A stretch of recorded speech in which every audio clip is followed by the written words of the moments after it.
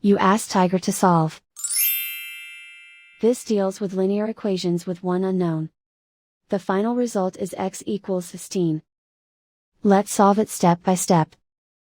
Group all constants on the right side of the equation. Add 2 to both sides. Simplify the arithmetic.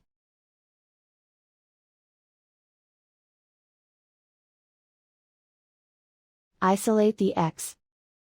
Divide both sides by 5. Simplify the fraction. Find the greatest common factor of the numerator and denominator.